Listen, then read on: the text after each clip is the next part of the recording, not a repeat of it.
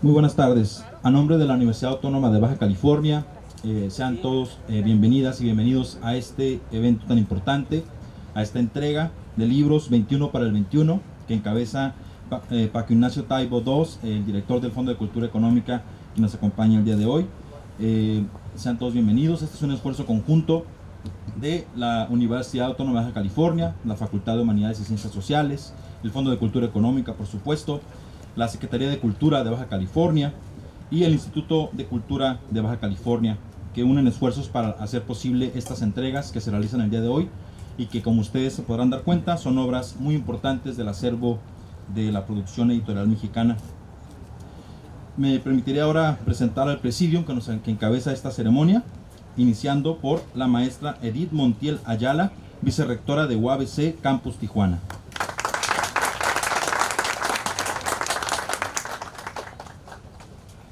Asimismo, el licenciado Antonio Espinosa Rivas, subsecretario de Educación Artística y Fomento a la Lectura de la Secretaría de Cultura de Baja California.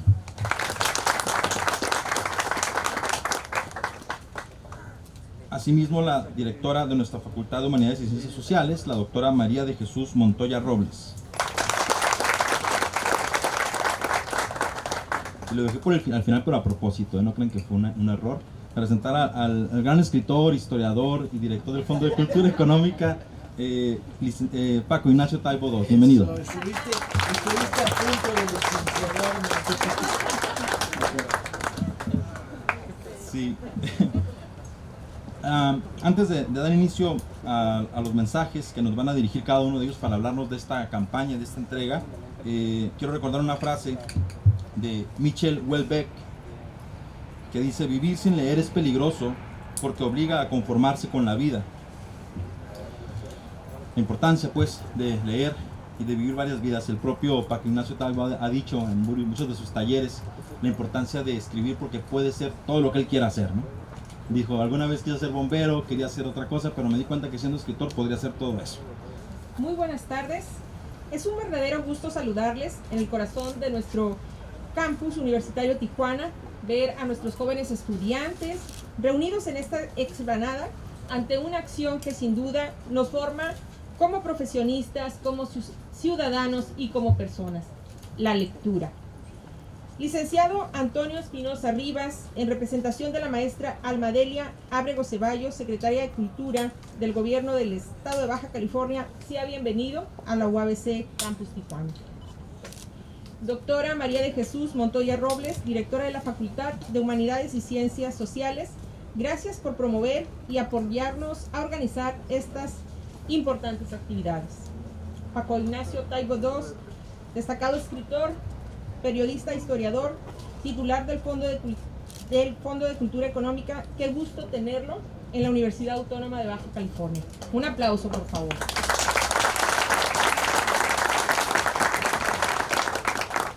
A nombre de nuestro rector, el doctor Daniel Octavio Valdés Delgadillo, y a título personal, agradezco su visita y agradezco también el motivo de esta, en el cual parte de nuestra comunidad universitaria tendrá acceso a títulos que podemos leer y disfrutar un poco más tarde.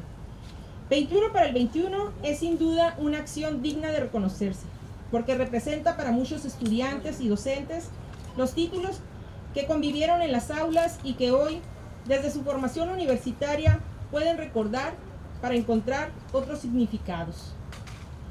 Paco Ignacio Taibo dice: quédate en casa, pero dice quédate en casa leyendo. Así es que démosle un muy fuerte aplauso a esta acción que se está emprendiendo. Muchas gracias a todos por su atención y disfruten su lectura. Gracias. Gracias, doctora. Lo breve se agradece el motivo que yo venga a ceremonia profesional. Y que cada vez que leen un presidio, todos los que hablan lo vuelven a leer, y entonces ya la tercera vez que te aplauden empiezo a ponerme nervioso. Muchas gracias a la maestra Edith Montiel Ayala, vicerrectora de la UABC Campus Tijuana. A continuación escucharemos el mensaje, le damos el uso de la voz a el subsecretario de Educación Artística y Fomento de la Lectura de la Secretaría de Cultura de Baja California, licenciado Antonio Espinosa Rivas.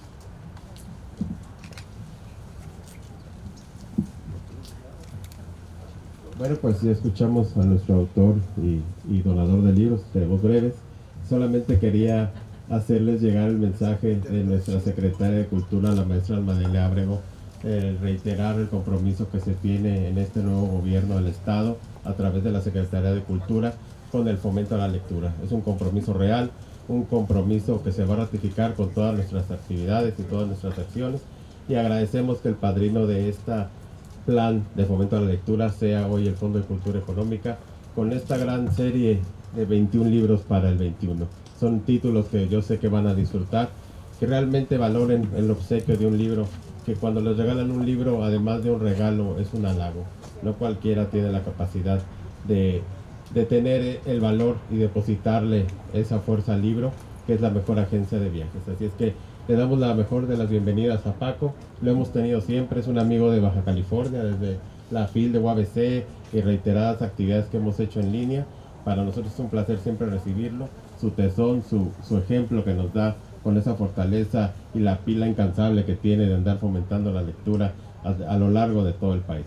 Gracias a la UABC, gracias al Fondo de Cultura Económica y gracias a la Secretaría de Cultura por brindarnos esta oportunidad. Gracias.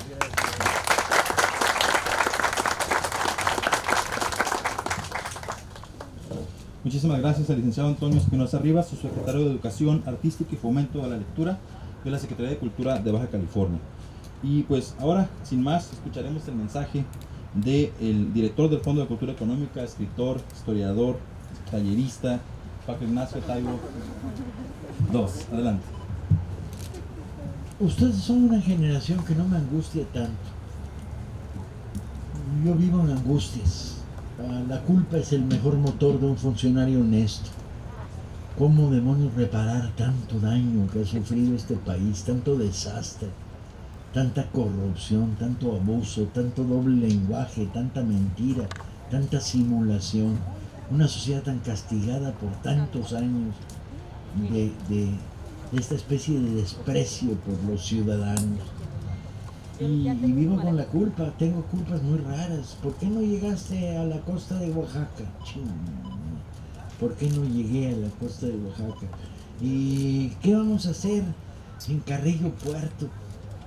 En mitad de las estepas de Yucatán, donde además celebran a Carrillo Puerto, que para mí es uno de los héroes de este país olvidado, castigado y asesinado. ¿Y qué? ¿No van a venir con los seris? Y entonces, pues hay muchos, pues te dicen, pues algunos. ¿Y en dónde? En Isla Tiburón. Ay, no mames, yo soy muy mal hablado, compañeros. Los que tengan oído casto, compañeros y compañeras, es el momento para discretamente retirarse, porque sí tengo una lengua envenenada. Me dan un micrófono y empiezo a hablar mal de los oligarcas, los periódicos de derecha, los reaccionarios infiltrados, incluso de los sapos que tenemos dentro de la 4T. No me cuesta ningún trabajo. Y afortunadamente tengo un trabajo que me permite seguir diciendo lo que creo y actuando como pienso. En ese sentido soy muy guevarista. Haz lo que dices, di lo que hagas, ¿no? Y ustedes no son una generación que me angustie particularmente. Me angustia la enseñanza media, de manera cruda, cruel. Desde que tomé el control del Fondo y de Educal y de la Dirección General de Publicaciones, he estado caminando por el país, recorriendo. Y ya lo había hecho. Como escritor, como promotor de la lectura, había estado pateándome ferias del libro perdidas, presentaciones del libro, debates. Y donde encuentro síntomas de angustia son en la enseñanza media. Porque, ¿por qué se lee menos de lo que se podría? No de lo que se quisiera, esa es una cifra hipotética. Todo este debate, como tenemos muy pocos lectores en México, nos suelen decir analfabetas funcionales que no leen, hombre. ¿Qué me vienes aquí a recitar el lema? O funcionarios económicos del aparato industrial comercial que se quejan de que venden poco. Pues editen mejores libros, dejen de editar basura de autosuperación. Ya no insistan en publicar cómo ligarte a la secretaria del jefe sin que se dé cuenta, ¿no? Y dejen de publicar basura, busquen construir lectores.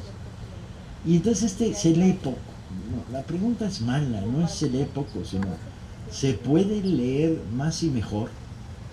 Se puede aumentar la felicidad cotidiana de los mexicanos aumentando su grado de lectura.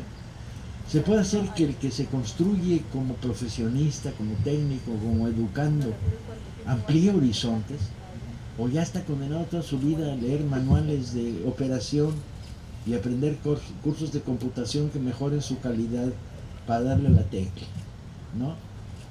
Ustedes son una generación que ya tienen el dedo afilado de tanto darle al pinche teléfono, ¿no? No se los voy a componer.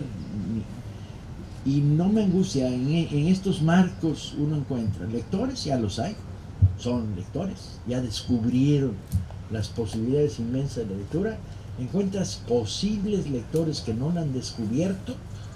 Esta es mi tarea, sacudirlos, contarles la historia de por qué los tres mosqueteros a toda madre, hombre, cuenta la historia de tres espadachines maravillosos a los que se suma un cuarto que es de D'Artagnan, y defienden la honra de una reina piruja en Francia que se andaba acostando con el embajador inglés y ahí van a defenderlo, pero se pelean contra los malos, que son los guardias del cardenal, que como todos los guardias de todos los cardenales que yo conozco en México son culerísimos, compañeros, culerísimos. Y entonces ahí van y triunfan. Pero ahí hay algo escondido en la lectura juvenil de los tres mosqueteros, que muchos de ustedes han perdido, que es uno para todos, todos para uno. Este lema de los tres mosqueteros cuando cruzan sus espadas en el aire, ¿qué dice? Dice uno de los elementos constitutivos de la solidaridad, del apoyo mutuo, de la amistad, valor fundamental en una sociedad de gente libre, del respeto. Y los que se formaron con los tres mosqueteros aguantan vara. Cuesta más trabajo que me los debilite la vida, ¿no? O si no han leído El Conde de Montecristo, pues se los han perdido en su momento. Ahora quizás sea tarde para leerlo.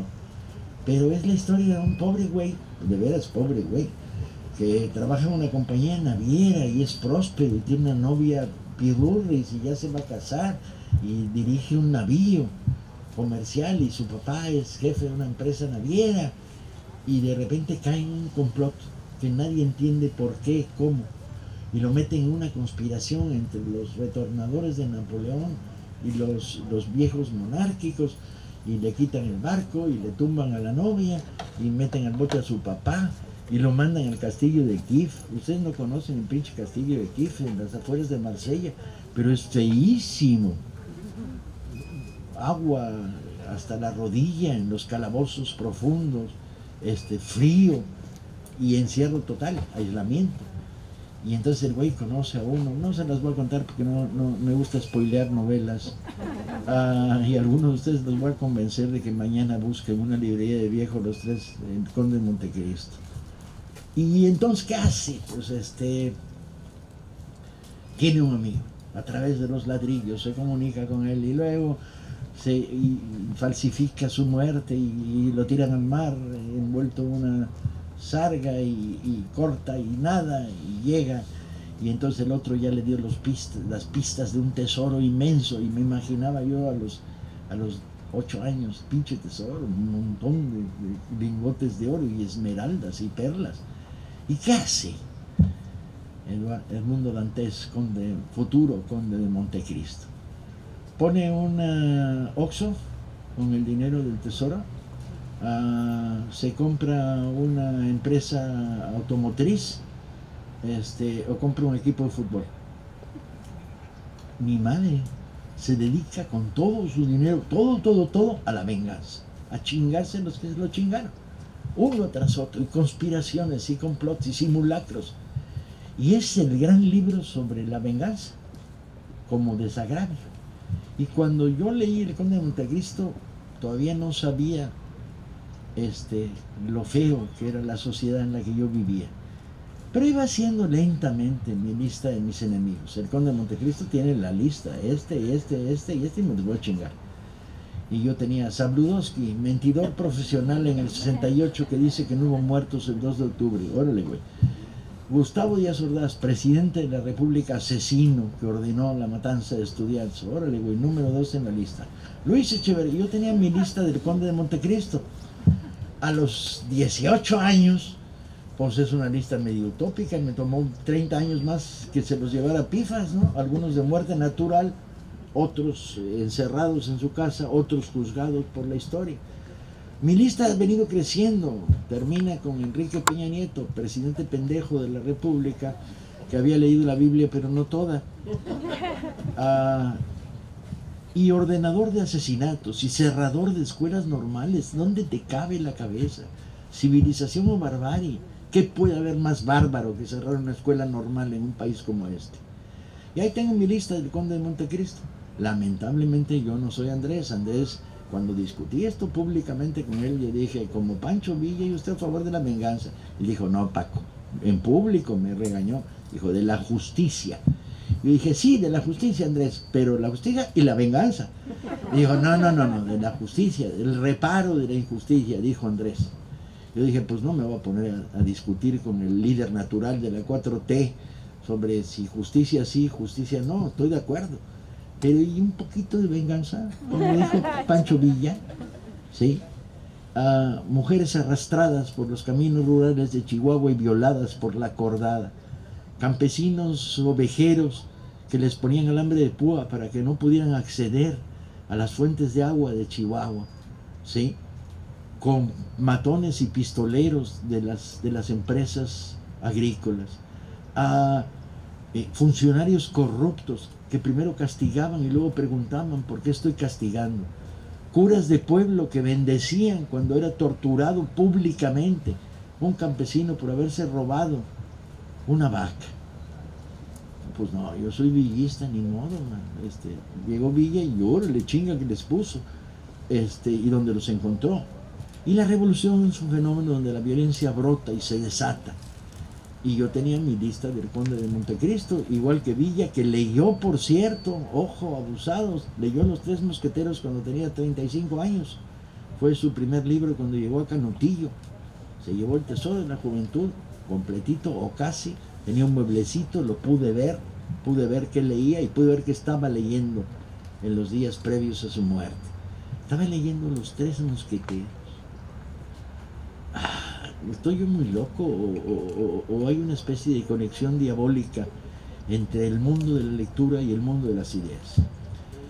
Preguntan, oye Paco, ¿y tú eres leninista? No, yo soy sandocaniano, Sandokan, príncipe malayo que se chingaba a ingleses, franceses, españoles, holandeses, y porque no había más imperios en el sur del océano de China y el océano Índico, porque si no también les hubiera dado para sus tunas.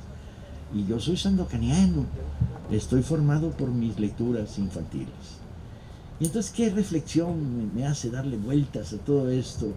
Personal, enraizada, asumida.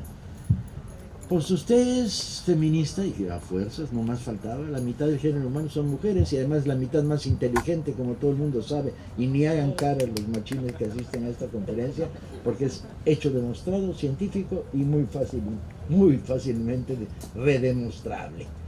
Y entonces, ¿y por qué es feminista? Pues deja ver. Uno, porque cuando tenía 7 años leí El Capitán Tormenta, de Emilio Salgari. ¿Qué es El Capitán Tormenta?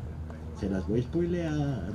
Es una novela que sucede en el sitio de Famagusta. ¿Qué chingas Famagusta? Una pequeña capital chipriota en la época de las guerras entre los imperios occidentales, español, veneciano, etc., y los turcos en expansión. Y en las afueras de Famagusta hay un héroe de los cristianos que es el Capitán Tormenta, que sale y reta al mejor guerrero turco y le parte el hocico con una estocada mágica que tiene, que aprendió de un maestro veneciano. Ven qué cosas sabe uno a esta edad, ¿no? Les recomiendo que envejezcan porque saben cosas chingoncísimas a lo largo de la vida. Y entonces la espada, 2 vueltas, florete izquierda y por el sobaco del enemigo, traca traca, burlando la cota de malla. Y en una de estas que me lo hieren al Capitán Tormenta, y estaba yo a los 7 años, 8 años, devorando la historia del Capitán Tormenta. Y entonces lo meten en un cuarto y ahí está su ayudante y mucho secreto, y que le quitan la coraza, y órale, era niña, tenía pechos. Yo dije, a los 8 años la combinación novela de aventura sexo posible se vuelve muy atractiva. Y yo, órale, güey. Y tenía pechos y andaba enmascarada, era una mujer que estaba en Famagusta tratando de buscar a su marido que la habían secuestrado. Y entonces andaba incógnitamente. Y entonces pues yo tenía 8 años y rápidamente me volví feminista. Chingados, no. Mi héroe era una capitana tormenta enmascarada que combatía mejor que todos los pinches hombres y los turcos menos uno, el que la hirió. Con el que luego se casaría, porque Salgari era muy chingón para inventar tramas barrocas. Y yo era feminista. Era poquito feminista. A los 8 años se puede ser poquito feminista y vives en una sociedad terriblemente machista. Mi vergüenza de la adolescencia es haber hecho bromas que jamás debí haber hecho sobre las mujeres. Haber tenido conversaciones pendejas con otros machistas.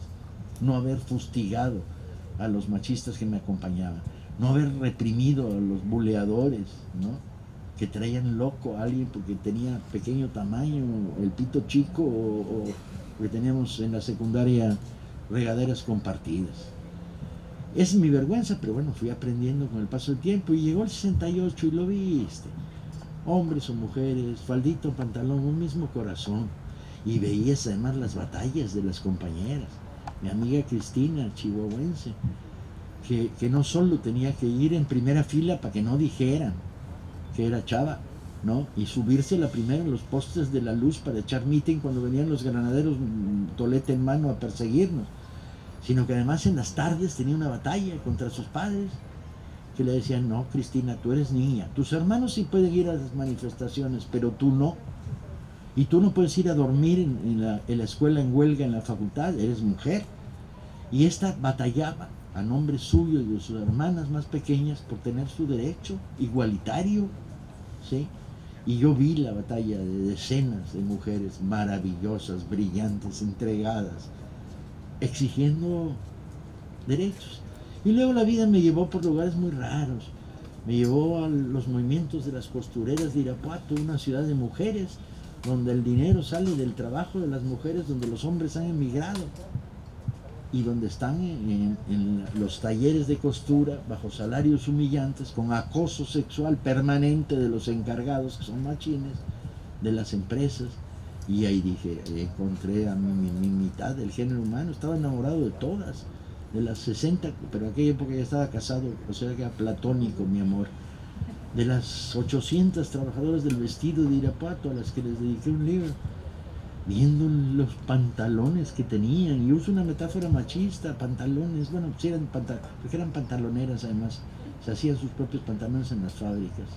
Son las grandes fábricas de hacer los falsos Levi's, en que en México se hace todo, se manda a Estados Unidos, le ponen la pinche etiqueta y te lo devuelven a triple precio. El mundo de la maquila, que es horrible. Y eran a toda madre, y me salvaron la vida. Cuando el patrón de una fábrica me aventó un Mustang para matarme, me aventó en línea recta. Fue una compañera llamada Consuelo, gordita, ponchada, que tenía una pancarta en la mano que le sonó un pancartazo al volante del patrón y le desvió el carro antes de que me estampara contra la pared. Y bueno, te vas volviendo civilizado. El feminismo de un hombre es un avance civilizatorio. Y entonces leamos. Porque alguien dice, bueno, ¿y usted lo vio, lo vivió, o se lo contaron, o lo leyó? ¿Y qué chingados importa? O sea, ¿de dónde saco esta vivencia? ¿Qué te importa? Ni lo vi, ni lo viví, ni lo oí, pero lo leí. Y de repente pienso, carajo, esta es la batalla. Hay un adolescente perdido en los llanos terrosos aquí afuera de Mexicali, donde brota, cada vez que sopla un poco de aire se vuelve gris el panorama. Y ese chavo en la noche llega a su casa y tiene una lamparita ahí de noche que le presta, y sus hermanos son una lata y se duermen y no hay que despertarlos, y entonces se tapa para leer. ¿Y qué lee ese compadre? Pues la AGB, hombre, porque logramos que llegara a su mano, y lee Polvo serás, más polvo enamorado. Y tú dices, puta madre, ese verso de Quevedo cambia la vida. No eres cualquier pinche polvo, eres polvo enamorado. Y eso llega y transforma. Y dice, ¿los libros te cambian la vida? Pues claro que me la cambian, sería yo idiota si no me cambiaran la vida. Y descubro un poema de Ungaretti, y de repente Ungaretti escribe un poema de 17 líneas, y no le gusta. Ungaretti, poeta italiano, siglo XIX, finales, principios del XX. Y le quita 9 líneas, y le queda el poema de 17 en 8. Por lo menos eso es lo que se cuenta, que a lo mejor no es verdad, pero es bien bonita la historia. Y entonces en 8 le da una vuelta. Ay, y no lo acaba de encontrar. Y le quita 5. Le queda un poema de 3 líneas. Y dice, wow, no. Y le quita 2. Y el poema se vuelve un poema de 1 línea. Y se lo regalo para que se lo lleven a su casa hoy en la noche. El poema de 1 línea de Ungaretti. El poema dice, me ilumino de inmenso. Esto. Y es como budista, y dices, Pacotaibo, tú has sido marxista de chico, anarcosindicalista de mediano, leninista de... y ahora te volviste budista, güey.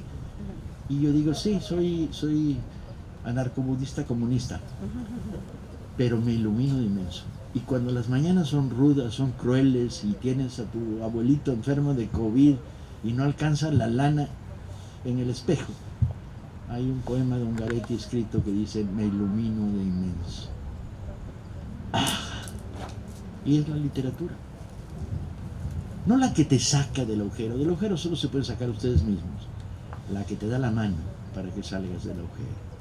Y cuando de repente lees a Ángel González, poeta, o a Gabriel Celayo, o a Blas Botero, poetas de los años 50 españoles en plena represión franquista, y dice, cuando ya nada me espera personalmente exaltante, más me congojo y me vivo más allá de la conciencia, plenamente existiendo, fieramente afirmando, como un pulso que golpea las tinieblas.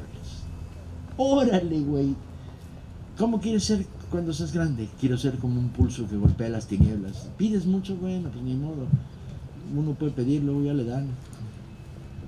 Pero ¿y de dónde salen nuestros modelos de comportamiento, nuestra idea de futuro, nuestra idea de qué pinche sentido tiene la vida en un país como este, castigado por la basura, la mentira, el doble lenguaje, la represión, el aislamiento, y cuando sea poco, los pinches temblores y las pandemias, como si fuera poco, ¿no? Y tú dices, ahí está la literatura. Entonces, no tengo confianzas en salvar a los que no leen en esta reunión. A lo mejor sí. A lo mejor ya les toqué el corazón y se fregaron, porque van a tener un agregado que es, a lo mejor es divertido leer, a lo mejor es ameno, a lo mejor todavía no descubro. ¿Por qué no está el problema? El problema está en que en la enseñanza media ustedes me los permitieron, chinga. Les dijeron 17 páginas del capítulo 3 de no sé qué para el jueves porque hay examen. Porque me dijeron, y si no lees esto no vas a pasar el año. O sea, la presión formativa en la enseñanza media les quitó el placer de la lectura a muchos. Afortunadamente a otros lo salvaron. Hubo un maestro inteligente, vaya usted a saber qué milagros, un novio inteligente. No suele suceder, los novios no son inteligentes. A su edad es una pinche teoría hipotética, son bastante pendejos los novios. Estuve a punto de hacer un chiste cruel, pero me detengo, no lo puedo resistir. Como por ejemplo, ¿quiénes tienen un primo o una prima pendeja? Levanten la mano. No sean jetas, levanten la mano, es la verdad. ¿Quiénes no tienen un primo o una prima pendeja? Eso se llama la unanimidad, compañero. Es estadística pura. Para los que enseñan ciencias sociales, es estadística. Bien, dejemos al lado los primos pendejos, ahora volveremos a hablar sobre ellos. El calor, ¿no? La vivencia de la posibilidad de la lectura. La enseñanza media, la madrea, está ligada a te castigo si no. Y tiene sentido. Hay que lograr que los jóvenes en formación lean más rápido, con más capacidad de comprensión. Ustedes sufrirán, maestras, en los primeros años que vienen secundarianos y preparatorianos que no comprenden lo que leen. Hay deficiencias en comprensión de lo leído. Bueno, es una tarea de la SEP. La SEP que la haga y que la haga lo mejor que sepa y pueda, y los maestros que la hagan. Yo no vine aquí a hacer tarea. Yo vine a decirles, pero hay otra lectura. Hay la lectura del descubrimiento, de la subversión, del cambio, del desconcierto. ¿Qué leen? ¿Qué hay que leer? Me preguntan. Y yo contesto, todos los libros que no les recomiendan ni sus padres ni sus maestros, incluido el Kama Sutra. Y los maestros, se mueve la tele. Pero luego los maestros inteligentes se dan cuenta de que lo estoy haciendo es provocando. Estoy invitándolos a ir hacia el universo de lo prohibido. Y, por cierto, el Kama Sutra, que yo ya lo leí, es aburridísimo. Es como un pinche libro de gimnasia sexual, donde no aprendes nada del sexo y menos de gimnasia. Y por andar haciendo pendejadas con el Kama Sutra, te jodes la columna vertebral con un pinche músculo torcido. O sea que, ¿recomendable para mexicanos el Kama Sutra? No. Los Tres Mosqueteros, sí. El Conde de Montecristo, sí. La novela de Montemayor, Guerra en el Paraíso, desde luego. Y esto es 21 para el 21. Romper en la enseñanza media el desplacer de la lectura, ganarte a los viejos, que cada vez están leyendo más, tercera edad cada vez lee más. La 4T tiene magia, y la magia que es incorporó a lo activo en esta sociedad a muchos veteranos, que o porque ya educaron a sus hijos, o porque ya nunca van a ser ricos, volvieron a leer, y hay que jalarlos a leer cosas interesantes, divertidas, amenas, que los hagan avanzar en la vida y ganar la batalla de los jóvenes. Y la batalla de los jóvenes es bien sencilla. Andrés dice, vamos a hacer millones de libros. Y yo dije, cálmate, camarada López Obrador. ¿Cuántos millones? Y dije, 2 millones. Y dije, ¿quién paga? Y dice, pues no te preocupes. Y yo dije, pues no me preocupo. Y dije, no me preocupo, verás, ¿de dónde sacamos dinero para hacer 2 millones de libros? Y me dice, ¿qué libros? Pues vamos a hacer la etapa entre la independencia y la revolución y un poco más allá. Porque estamos haciendo muchas conmemoraciones sobre el México prehispánico, sobre la conquista, etc. Vamos a cubrir ese otro hueco. Vale. ¿Cuántos títulos? Muchos, digo, 21. Y se me ocurre decir 21 para el 21, que es un nombre que suena bonito, tiene gancho. 21 libros para el 21. Y le digo, gratis, ¿verdad? Porque si me dices que hay que venderlos, no, adiós, muy buenas, esta conversación ya terminó. O sea, se trata de fomento, de promoción. No, gratis. Y volví a la pregunta maligna, ¿y de dónde sale la lana? ¿Quién pompó?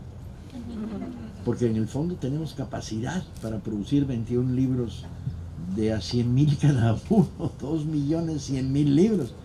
Pero ¿y quién paga? Porque van a ser de regalo. Y dice, no, teléfono, le dice a su secretaria. Lo bueno de ser presidente es que hay una secretaria y un teléfono que todo el mundo te contesta, ¿no? Cosa que a mí no me sucede. Y dice, ponle, ¿cuántos millones, Paco? 50 millones. ¿Cuántos? Ponle 50 millones a Paco. Y dije, no, a Paco ni madre. Al Fondo de Cultura yo no quiero ver ni un centavo de estos 50 millones, porque hay viejas tradiciones en este país de uca, el que lo encuentre se lo emboruca.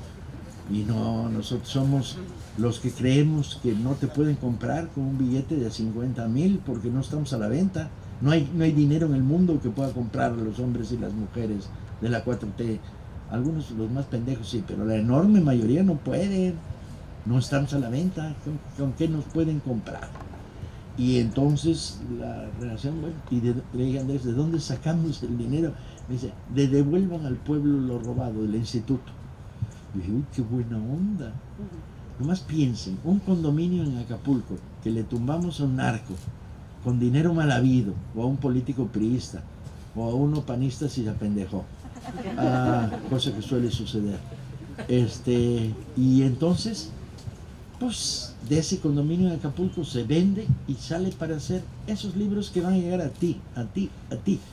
O sea, hagan de cuenta que de repente el pinche condominio llegó el mago Merlín y dijo, ¡fucha! Y lo volvió libros. Eso es justicia terrena, no es justicia divina. La justicia divina es cuando te encuentras a la Virgen de Guadalupe cuando vas a tomar el camión y te dice, ¿me deja pasar, joven? No, la justicia terrena es que el condominio de un narco se vuelva libros. Bueno, avanza la operación. Todo era fácil, todo era maravilloso. Los derechos de autor, los nietos, los herederos y las editoriales que no quieren perder un quinto y no nos cedían derechos. Total, lo logramos. Y sale una colección, yo diría bastante buena y bastante cariñosa, con todo este tipo de cosas, literatura, poesía, teatro, libros muy conocidos, libros muy poco conocidos, y en tirajes de 100,000 y a costo bajísimo, lo logramos. ¿Y ahora? ¿Y ahora cómo demonios hago para que uno de esos libros llegue a tu mano? Porque ¿cuál es el riesgo? El riesgo brutal es cómo los voy a distribuir. Los puedo mandar a todas las oficinas de gobierno, le puedo mandar a este hombre cajas y cajas y cajas. ¿Y qué garantías tengo de que no van a quedar en sus bodegas? Como pasó tantas veces en el pasado, de que los libros no llegaron, se quedaron en bodega, o los pusieron los funcionarios en su mesita, pues se ven bien bonitos, pues son de colorcitos, ¿no? Y dije, ni madre, todo este pinche esfuerzo para que luego no lleguen a manos de lectores con ciertas características. Lectores reales, lectores posibles, lectores que no lo sabían, pero que a lo mejor los enganchamos. Y el método era crear una red de distribución. Entonces, todas las librerías del Fondo de Cultura Educal, incluida la que tenemos aquí en Tijuana, todo el que llegue y diga, quiero un libro de 21 para 21, se lo das. Órale, miles de libros se fueron por ese camino. A la Marina, a un hospital del Seguro Social de los trabajadores, a reuniones como esta, que llevamos haciendo cientos a lo largo de la semana, poniendo libros en las manos de la gente. ¿Y cuáles son las lógicas? Ustedes los cogen, yo no se los escojo. Yo no les digo, tú lee lee lo que te dé la gana de lo que te ofrecimos. ¿Y no te gustó? Cámbialo. Y son pareja, pues tú agarra uno y yo agarro otro. Y en la biblioteca además hay, de tal manera que si algo les interesa lo buscan. Y como van por múltiples redes de distribución, siempre habrá alguien en su contexto que tenga otro ejemplar. Entonces esta distribución nos garantizaba realidad. ¿Qué va a producir? A la corta, 2 millones de libros distribuidos que pueden tener 4 o 5 millones de lectores si logramos que rolen bien. A la larga, clubes de lectura en todos lados, tantos como queramos y podamos. Se juntan 5 personas, dicen, yo quiero formar un club de lectura en la universidad, de la misma escuela, diferentes escuelas, maestros y alumnos, alumnos solos, club femenino, las guerreras del asfalto. Órale, ¿y qué quieren leer? Queremos leer novelas de dragones. Pues órale, no más faltaba, chinga, les voy a decir yo lo que tienen que leer. Democracia, lectura es democracia, no autoritarismo, no imposición, no más campañas pendejas como tienes que leer 7 minutos al día en la noche y sale una actriz de cine que la ves y está no lee un libro en su pinche vida, ¿qué hace ahí? ¿No? ¿Qué está vendiéndome la moto de tienes? No tienes, si quieres bien y si no también, hombre. Y democracia. Libro contra televisión, no. Apaga tu tele, enciende un libro, ni madre, apaga la tele si quieres, o aprende a leer mientras se oye los anuncios de Corona, ¿no? Porque es un deporte inteligente para disasociar el cerebro. Libro contra fútbol, ni madre, ¿por qué? O sea, no competimos contra medios de diversión, ganamos la batalla ganando un espacio en tu estructura de diversión, de formación, de placer, etcétera, incluyendo el libro. No confrontamos el baile contra el libro, no, tan locos. A mí porque me duele la espalda y valgo madres para bailar, pero no confrontamos libro contra baile, no confrontamos libro contra canción, libro contra ópera. El universo de la diversión es un universo democrático, elige. A mí me gusta la danza en patines, pues órale, ahí te mueras del aburrimiento viendo el mismo. No es cierto, porque a mí no me gusta la danza en patines, te voy a enseñar el pinche cobre. Entonces mejor me callo. y no me gusta el ballet clásico, pero me encanta el ballet moderno. Escoge, hombre, busca. La batalla con ustedes no me cuesta mucho trabajo ganarla. Si los convenzo de algo bien sencillo, que es, tomen un libro, los que son lectores saben bien, van a escoger, los que no son lectores van a dudar. Si se aburren, bótalo, pero no lo botes a lo pendejo, por favor. Déjalo en un asiento de autobús, en una escuela, dáselo a otro, ¿no? Rólenlo y pónganse a leer. Como muchas cosas más en la vida. Porque si lo logramos, y creo que lo vamos a lograr, en 3 años vamos a haber montado una república de lectores con índices de lectura nunca vistos en este país. Vamos a ganar esa batalla. Y ahora está 21 para el 21, pero el año que viene sigue 22 para el 22. Y además, si formas un club de lectura, te asocias, te comunicas con el Fondo de Cultura, una dirección que les daré luego, y te mandan libros gratis para tu club de lectura. Y si ese club de lectura tiene un paralelo en el otro extremo del país, pues nos interconectamos y comentan lo que leen y lo gozan, lo platican, lo instruyen. O dicen simplemente, me aburrí como pinche loro con este libro, no lo recomiendo a nadie. Derecho democrático, hombre. Y así tenemos clubes de lecturas que están leyendo a Lucio Cabañas en Guerrero, o que están leyendo novelas de dragones en Tamaulipas. Yo no sé por qué les gustan las novelas de dragones en Tamaulipas, pero bueno, ha de haber algún sentido oculto que se me escapa. Aunque quizá tenga que ver con algo que he vivido como experiencia. Tengo una amiga, y ya con esto voy de salida, ya demasiado rollo aburre. Mi amiga trabaja en una oficina de gobierno de Hacienda, en un gobierno de un estado, no voy a decir cuál para no echar de cabeza a nadie. Tiene un jefe que es un culero, pero un culero. Sobador de nalga cuando pasas, machista y castigador, represivo, ¿no? Si te puede fregar, te friega. Y mi amiga, estábamos conversando esto con el doctor Monteverde, gran compañero del equipo del fondo, y le dijo, te voy a hacer un certificado falso, mija. Y le hizo un certificado donde inventó una enfermedad, en la cual, según el certificado, se lo enseñó a sus jefes, tiene permiso a salir 3 veces en hora de oficina al baño. Vaya a saber qué enfermedad inventó para este pinche certificado tan raro. ¿Y qué hace mi amiga? Mi amiga se escapa 3 veces de la oficina, 5 minutos cada vez, va al baño de la oficina, ya se lo imaginan, un pinche baño horroroso que tiene un ventanuco abierto, dice, ya me están viendo las nalgas por aquí, ladrillo blanco horrible, todo descascarado, no hay papel nunca, y lee. 5 minutos. ¿Qué lee mi amiga? Mi amiga es una pinche fanática. No lee mis novelas, la desgraciada. Ni con que le conseguí el certificado médico con el Monteverde. Lee novelas de dragones. Lee Anne McCaffrey, lee Juego de Tronos, lee... Y algún día, y bueno, se burló al jefe, ya lo jodió, no hay manera de que le impida esos 5 minutos de reposo 3 veces a la jornada de trabajo. Y algún día, yo me imagino que va a haber aprendido algo práctico de leer novelas de dragones. Que se va a echar un buche de Pemex 100, va a agarrar un Vic, y cuando el jefe la esté chingando, me lo va a flamear. Quizás por eso, por lo que en Tamaulipas leen novelas de dragones.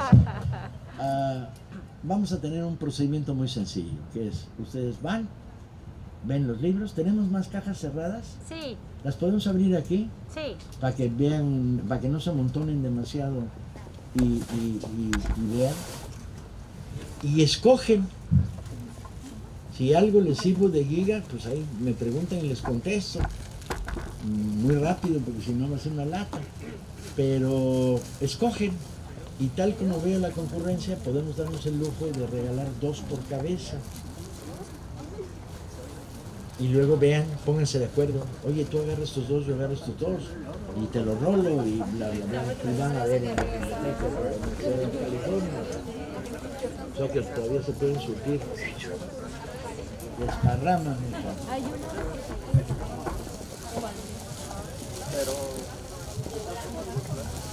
Y luego les voy a pedir un segundo favor. Necesito que nos tomemos una foto. Yo sé que es una petición muy rara, pero tiene un sentido.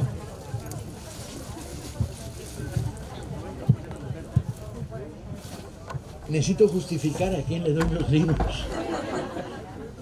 Necesito demostrar que no los estoy volanteando, que no los estoy entregando en entregas vacías, sino los estoy entregando a seres humanos reales. Y como una virtud tienen ustedes que tienen cara de humanos reales, la mayoría, hay 2 o 3 por ahí que no ponen muy claro si tienen cara de humanos normales, tiene una virtud que es con esas miles de fotos que tengo, ya tengo miles y miles de fotos de gente levantando su libro. Esta campaña se autopromue a sí misma y dice: somos reales, aquí están los mexicanos. Entonces al final les voy a pedir que regresen a sus asientos con su libro en la mano y nos tomamos unas fotos, maestros, alumnos y compañeros que andan por ahí atrás haciendo como que no hay, con ellos no es la bronca, pero acérquense y agarren su libro y nos tomamos una foto y terminamos. No más rollo. Leer es libertad.